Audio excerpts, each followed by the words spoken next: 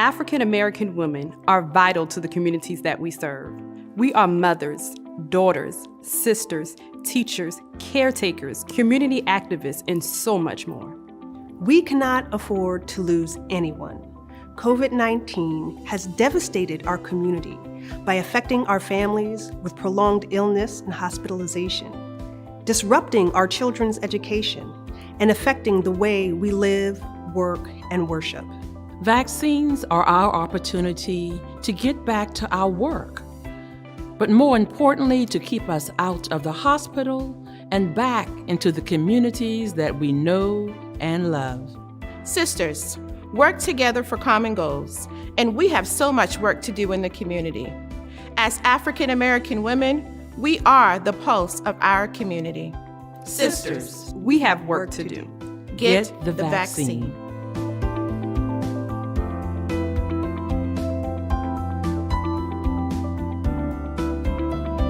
It's time for a little comedy, a little content, and a lot of conversation. It's the Geno Jones Show, exclusively right here on YouTube. Now here's your host, Geno Jones. Hello, it's showtime. What's happening, everybody? Yes, the Geno Jones Show. I know. Relax, calm down, relax. I know. You can read. Hey, G, we can read. We can see your name in the background. You got the big giant ass sign. Welcome to the Geno Jones Show. So I come to you live and in living color. Monday, right, bright colors too. I love my bright summertime colors. Monday through Friday, 6:30 p.m. Eastern, 5:30 p.m. in Chicago, 3:30 p.m. out on the West Coast, out in Los Angeles, the city of angels. Los Angeles, up in Portland, Oregon, where my firstborn, Lauren Shiana Hill Vaughn, and my son-in-law, Jonathan, in Brooklyn, the Bulldog, are hopefully watching. Please subscribe to the Geno Jones channel and subscribe to the Geno Jones Show here on the Geno Jones channel. Tell everybody you know, everybody that you like, that you love, that you don't know, that you can't stand, that you hate, strangers, aliens. Tell them all, or as my man Nelly would say, tell everybody to watch the Geno Jones Show. Tina Turner had a song called Simply the Best, and that's what it is. Simply the best, the biggest, the best, and the baddest. Ladies and gentlemen, I've got some very special guests. This is a nonprofit organization here in town called the MEDI, and they focus on health literacy and a whole lot of great things related to our health. So 3 talented, brilliant, beautiful, dynamic black women, part of the MEDI. They're going to be my guests. But right now, let's start off the show. First of all, shout out to my cancers, stand up, celebrating their birthday today. Pam. I love the way Martin used to say her name on the show, Pam. And the body language, he'd be like, Pam. Tachina Arnold, or Pam, and the Martin Show. Tachina Arnold is 53 today, and NBA All-Star, baller. Bradley Beal of the Washington Wizards, he is 29, almost 30. Like in the NBA, unless you're LeBron, 30 like old. Isn't that amazing? Boy, you just kind of growing up at 30, 29. So happy birthday to all the cancers out there. So let's get right into today's monologue before I bring on my guest. So 5 days ago, the United States Supreme Court took away a right that all women had in America. Really the first time in its country's history that they actually just snatched up a right, a constitutional right to your reproductive freedom that all women had to determine when or if they want to give birth. Millions of American women, like 53% of the population of this country, are female, are women. And the Supreme Court just like, no, your body ain't your body. Your body is state property. We can tell you when they have a baby. If you don't want to have one, if a 12-year-old is raped by a relative, too bad. We got to protect the unborn. We're pro-life. No, not exactly. Now, listen, I talked about it Friday. Man, Friday, look, I went hella off. I just, with two flamethrowers, torches, because the hypocrisy about pro-life, unborn. But once the life gets here, you don't give a damn about the life. And the same pro-life crowd believes in the death penalty. They believe that anybody should be able to get an AR-15 and walk around without a license, a permit. I digress. You can go back and binge watch like all my shows really last week and yesterday also. But one of the things I pointed out, I spoke to my white sisters, you know, especially the white suburban moms, the white Christian moms out in the suburbs that you hear so much talk about. And I said, you know what? Friday, the Supreme Court came for you. Yes, they did.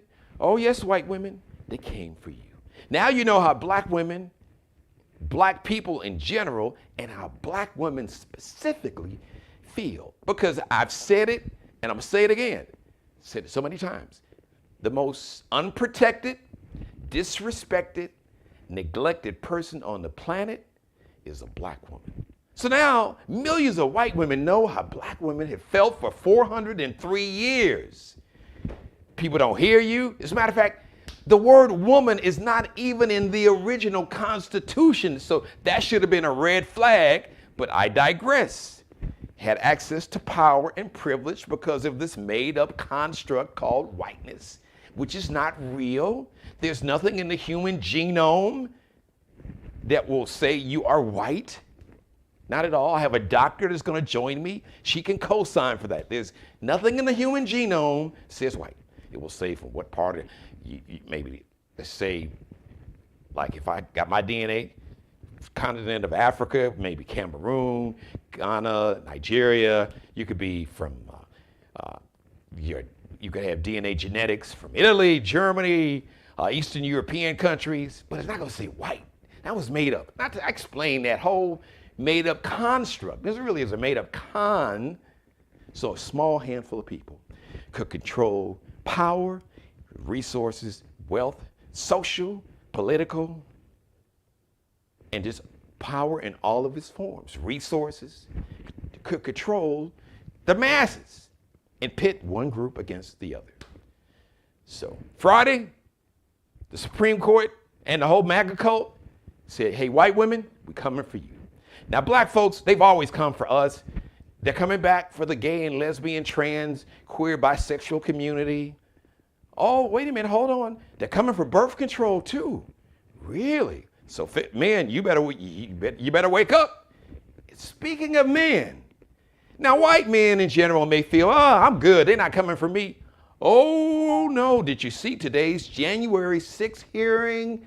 Yes. So there was a woman named Cassidy Hutchinson. She's the former White House aide to the former chief of staff, a guy named Mark Meadows, lame dude. He was like Orange Hitler's like a little lackey. So she testified and she spilled all the tea, all of it, the whole teapot, poured it on the ground. Talking about today's January 6th hearing, she testified basically that whole MAGA cult, they really came for Mike Pence. And he wasn't the only white man that came for him. And they had weapons. They had Glocks, they had AR-15s. They were camped out, sitting in trees with AR-15s, looking to hang Mike Pence and to kill other members of the Congress and the United States Senate. They were looking for Nancy Pelosi. They were looking for my Congressman, Jim Clyburn. So yes, white men, they are coming for you too. So we are all in this thing together, whether you want to realize it or not. If you do not subscribe to the whole MAGA cult, the white Christian nationalist ideology, coming for you. So what you gonna do? There's a famous quote in one of my favorite movies, The Untouchables. Sean Connery is talking to Kevin Costner. Kevin Costner is playing Elliot Ness, this guy, a federal agent. He said, what are you prepared to do? That's my question to you. What are you, 54% of the white women that voted for Orange Hitler, what are you prepared to do? My white brothers, fellas, what are you prepared to do? Because if it came for Mike Pence, if you don't subscribe to the same ideology, they'll come for you too. Like they'll come for me, come for anyone else.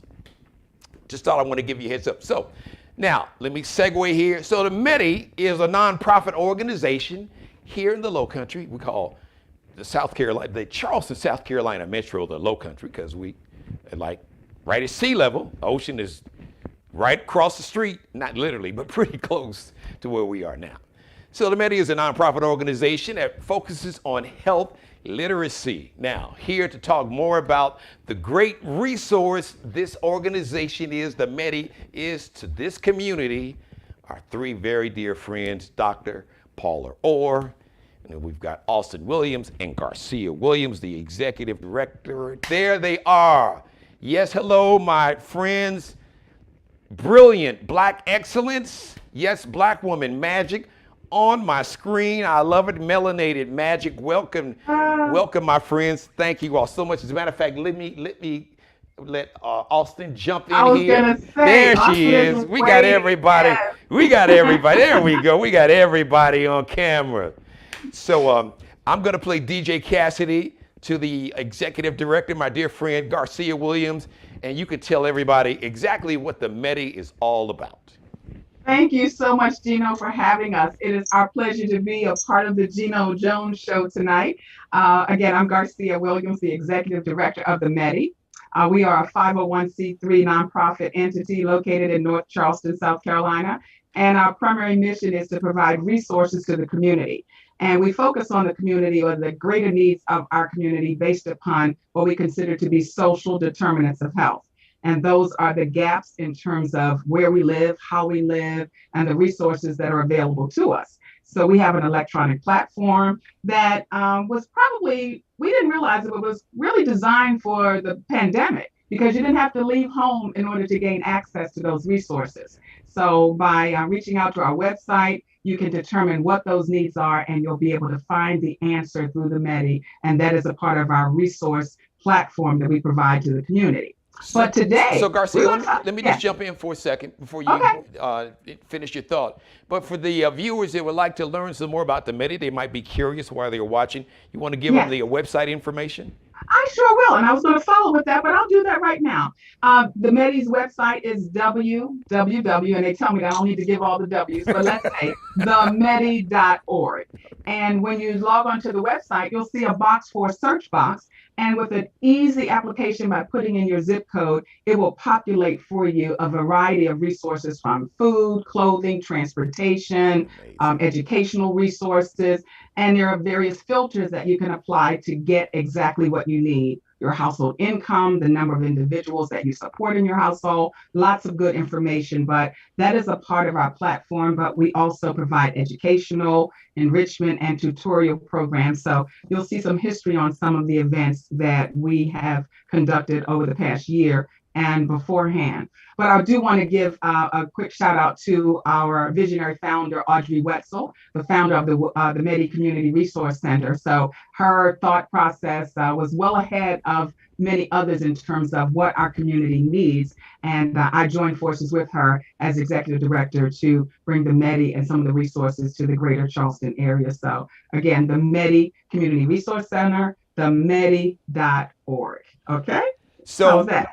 Listen, you did great. So Garcia, you got your team, you got your all-star team with you. Yes. And I am honored to have a guest that I've been working on since the Geno Jones started. Oh, look out now. She's super busy, but she has blessed not just me, but you all, everybody that's watching, because always words of wisdom. She is not only a brilliant healthcare professional, but she is a brilliant, beautiful person. I can co-sign from that, dear friend of mine. Dr. Paula Orr. Dr. Orr, how are you? I'm well. Thank you so much, Geno, for having us this evening to have these important conversations. And I just want to put a plug in for the MEDI myself as a board member. There's a lot of resources that this organization provides. And so I'm encouraging your listeners to please find their way to the website and see exactly what's available to them, especially in this community. So Dr. Orr, I got to cut through the chase. So here we are approaching a 4th of July holiday weekend. We got a big weekend.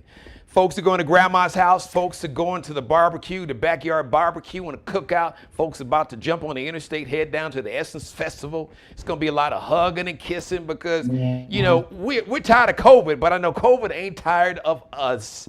But we are excited, and we're going to be on planes, trains, and buses, and in crowds partying, doing the electric slide, and doing what we do. But this COVID-19 virus, it ain't going nowhere. So could you please just give us some advice in terms of what you recommend that we do to have fun, but to stay safe and healthy? Sure. So like you said, COVID unfortunately is here to stay. I think that we've got to pivot to some degree and not just focus on, how do we keep ourselves safe from COVID. I'm not minimizing that. Obviously, the recommendations of mask wearing and washing your hands and avoiding contact, particularly in large places with people that you don't really know their vaccination status, all of that still exists. But I think that we need to shift and talk some about the resources that are available to people should they find themselves unfortunately affected. And in talking to a lot of patients, and even just in general, I had a friend who's an OBGYN in New Orleans, and she texted me yesterday to tell me that she, after all this time, has been exposed and is positive. And she wasn't aware that there is an oral medication that is available that is free of charge for people who test positive, within so many days of testing positive. And the purpose of the medication is, of course, to reduce the risk of significant illness. But people are not aware that is available to them as a resource, and it's free. And you simply just need a prescription from a healthcare provider to get it. So, once you get it, what do you do next, right? Everybody's afraid of the plague, and then they're not really sure what to do once they get the plague. And so that's definitely a good place to start. But the other discussion I think we need to have, particularly in our communities, is about long COVID. And, people ask me all the time, I'm more afraid of long COVID than I am with COVID because I'm vaxxed and boosted, right? So my hope is that if I were to become exposed, that I would be like most people, and I would have mild symptoms, and I'd get my Paxlovid, and then I'd get over it like most people, right? But then what we're seeing now is long COVID, which is essentially where the inflammatory response from the virus itself, which is an extreme immune response, is affecting essentially every organ system in your body. Wow. And it's different for everybody. What we do know is that the vaccines provide a small degree of protection. So people who are vaccinated will have a reduced chance of having long COVID. They still can get it, but their chances are somewhat reduced. And so I think as we have these conversations about COVID, those are the conversations that we need to start having, because unfortunately, I think it's inevitable that we're all going to be exposed at some point. But then we have to sort of talk about, what do you do after you're exposed? How do you care for yourself, in those days following? The CDC, there's a lot of confusion about what do you do when you test positive. I got some people, they just keep on testing themselves every day, like somehow the test is going to turn negative once it's positive. Or there's this misconception that, I have to stay inside until the test is negative, although people aren't doing that anyway. But there's this thought, right? But you can test positive for days and weeks. And, what we generally know is that after 10 days, your risk of infecting somebody else is really low to non-existent. So people are just using up all their free good government tests, right? Good government cheese, taking these tests over and over and over again. And there's no real value in that. Once you're positive, you don't have to keep on testing yourself. There are some employers that are requiring people to test negative before they come back. So I get that if you have that, but even then, don't do it every other day. Give yourself that 10-day period before you would retest yourself so that you're not wasting your test.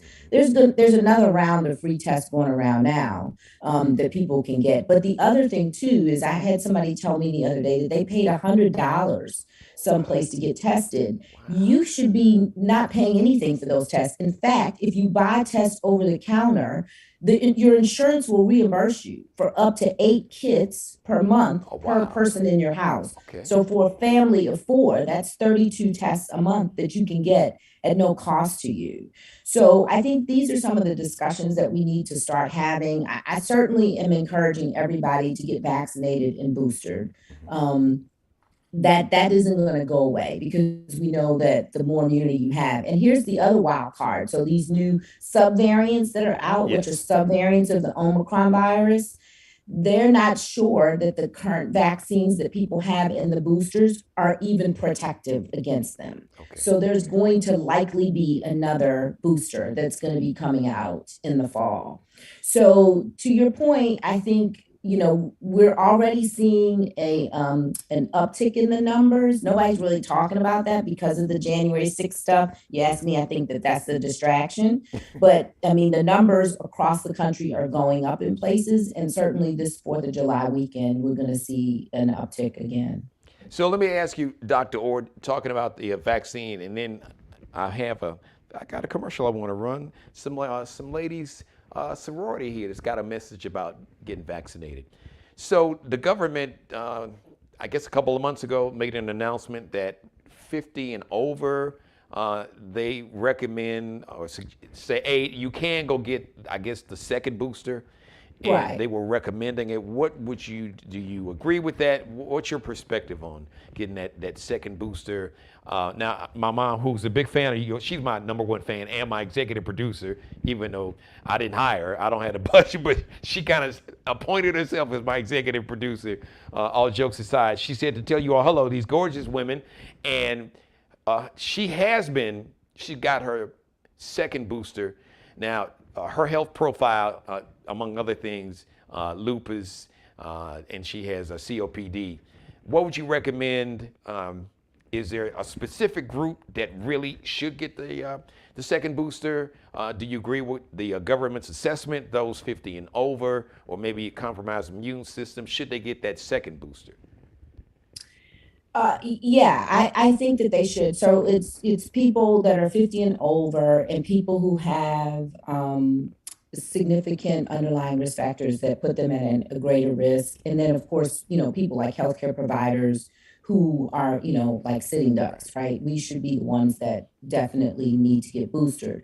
But again, we are months out from when that booster was originally announced by the CDC. Right. And so again, as more and more variants, subvariants of Omicron pop up, the question about how much immunity you're actually going to get is what's in question. So I wouldn't tell anybody not to get it because there's obviously some increased level of immunity that comes along with that. But likely, people keep asking me, how often do you think we're going to have to get shots? And I think they're still trying to figure that out, right? We don't know what we don't know. Right. And every time there's a new variant and they're testing the level of immunity from the current vaccines against the current variants, we're seeing that there's that ability for that immunity to wane from those current vaccines. So the discussions now are that we know that we're going to have another modification of the vaccine.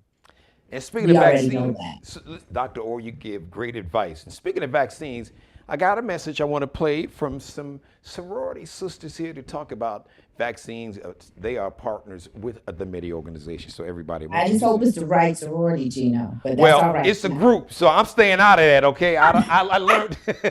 Look, I got love for all the Divine Nine, all you sisters and brothers. I'm like Heavy D. I got none but love for each and every one of you, so you all can be tribal and fight among yourself.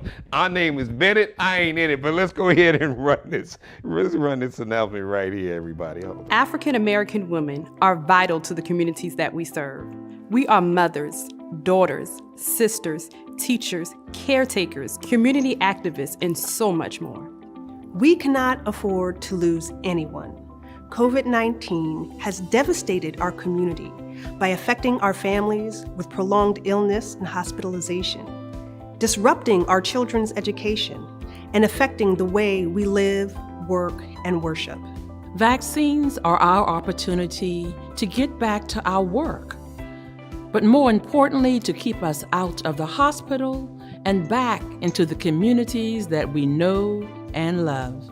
Sisters, work together for common goals, and we have so much work to do in the community. As African American women, we are the pulse of our community. Sisters, we have work to do. Get the vaccine.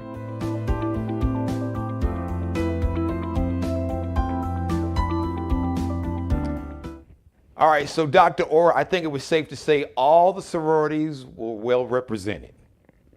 So, and it's like, you know, you have children. As a matter of fact, my baby girl went to school with a couple of your daughters. It's like our children. You don't have favorites, you love them all. So I love everybody. So Garcia, you got one more dynamic team member. So would you like to introduce Miss Austin Williams? And she's got some important information she wants to share with the public.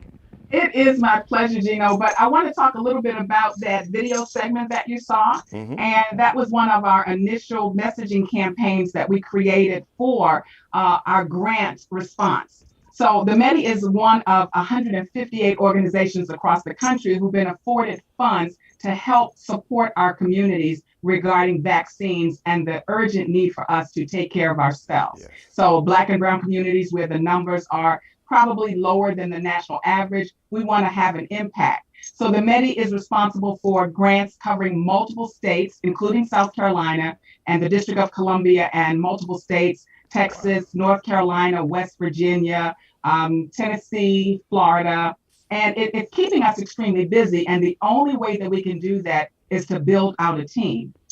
So what you're seeing on the screen now is a part of the South Carolina team. Dr. Orr is our subject matter expert, as you can very well see based upon what she shared earlier.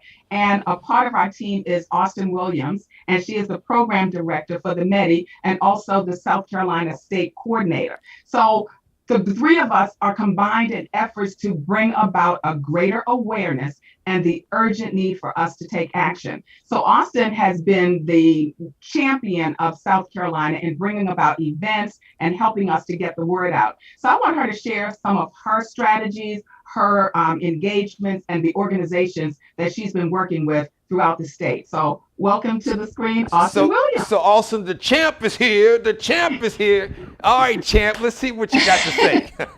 I don't know if I'm the champ in a room with all of you, but we'll see what we can do. Yeah, it's been my joy to be able to work alongside the MEDI in doing this important work, specifically because, you know, I think a lot of times it can be easy to talk about COVID and get bogged down in numbers, but behind these numbers are real people with real lives and real stories, and they represent life. They represent life that is valuable, and they represent stories. And, you know, these people are mothers and fathers and sisters and brothers and people's children and aunties and cousins and friends. And we need to do what we can in order to look out for our people, because if we aren't doing what we can to look out for ourselves and look out for our people, then who's looking out? And I feel like that's the heart of the work that we're doing here as we work to increase vaccine confidence, and specifically COVID-19 vaccine confidence. The way that we are working to do this is really by partnering with organizations that are already in our communities and are already doing work. So we know, for example, that there are community partners throughout the Tri-County area, but certainly across the state of South Carolina, who are committed to serving their communities. And by partnering with them and bringing in the work that we're doing, we've been able to see some incredible fruit and have amazing opportunities to really speak about how vaccines are changing people's lives and really ushering us into a new season. COVID's not going away, but we can enter into a new season where we don't have to live how we were living, because we do know better now. When we know better now, we can do better. And so we want to make sure that we're equipping our community to be thinkers and doers that then can live and live well. some of our incredible opportunities and partnerships have included things like being at the Black Expo. We attended the Black Expo and we had a booth where people could come and play a game. They played a game with us, and they were able to, by playing this trivia game, have an opportunity to win a COVID care package. And then that COVID care package included, vitamins. It included drink like liquid IV, electrolytes, and all kinds of things to help keep us healthy. And by doing that, our hope is, again, to have opportunities to increase the knowledge that we have within our community. And in addition to that, we were hosting listening sessions. As I said, these numbers represent real lives and real people. And we believe that by creating space for people to share their stories, we can better understand the core concerns of our community. So we know that as an organization, we aren't going to fix hundreds of years worth of things that affect the way that we interact and understand how our bodies have been used in ways that are not good or helpful. Yes. But we also need to be intentional about making sure that we are doing what we can to figure out when it's foolery and when it is actual function and good for us and things that can edify us and edify our communities. And we believe that by hosting these listening sessions, we can hear the voices of our people, we can hear the voices of our community, and then we can respond because we are addressing the core concerns of the community and not just speaking into what we assume to be the core concern. Well, ladies, and then go finish your thought. I'm sorry, finish your thought. And then, the third part of this is actually hosting vaccine clinics where we then are able to fill that gap and go, okay, we've heard your voices, we've heard your core concerns, we've done what we can to educate our community, and now we want to do what we can to get us over the finish line to keep us protected. So I want to thank you, ladies, for coming on.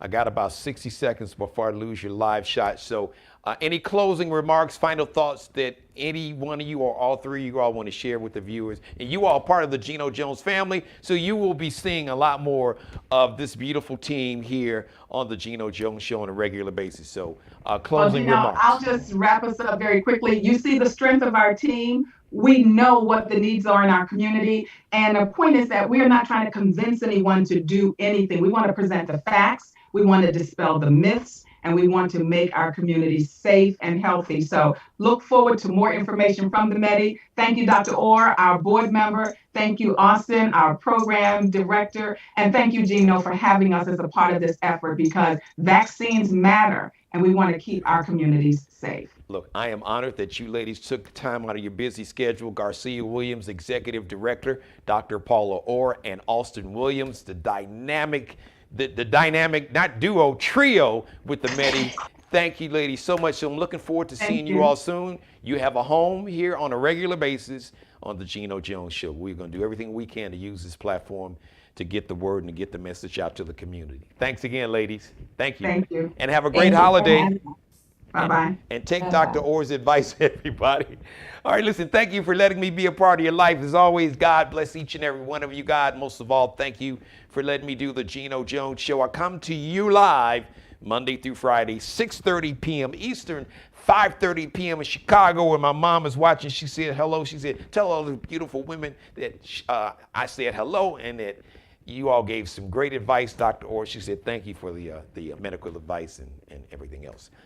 3:30 p.m. out on the West Coast. Please subscribe to the Geno Jones Show right here on the Geno Jones channel on YouTube. Tell everybody that you know, all your kinfolk. Is, my grandmother used to say, back in the day, all of our ancestors, black folks, came through the South. Now, we may wind up in Chicago, New York, wherever, but my grandmother would say, we got some kinfolk down in Mississippi, Jeannie.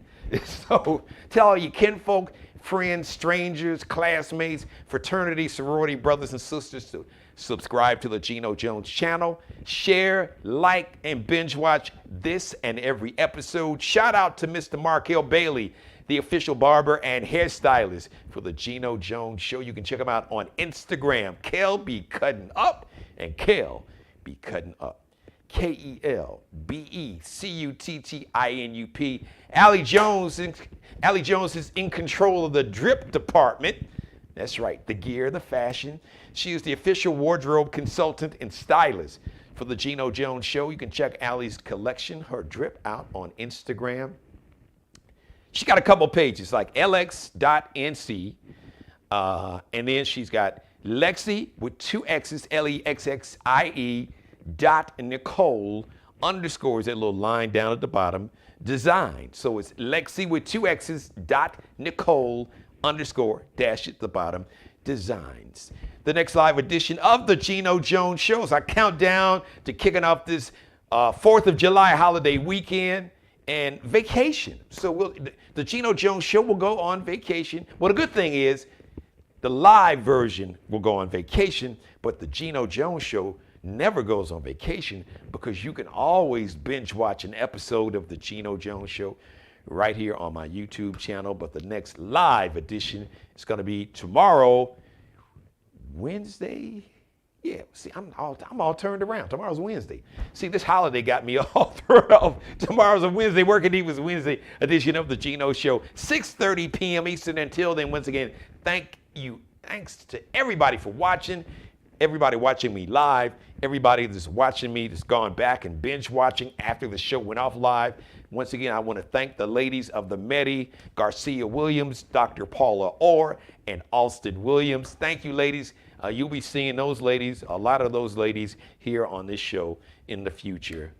And until Wednesday, 6:30 p.m., as always, I like to close with, be blessed.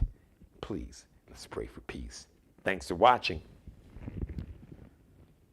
Subscribe and tune in to the next episode of the Geno Jones Show, exclusively right here on YouTube.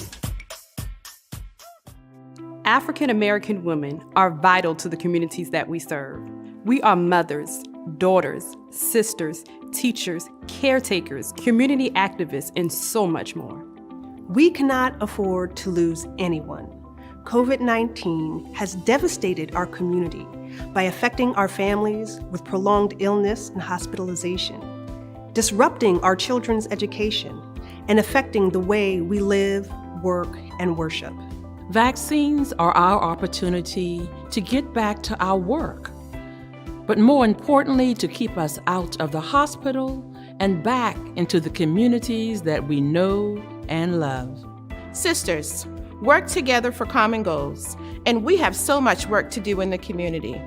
As African American women, we are the pulse of our community. Sisters, we have work to do. Get the vaccine.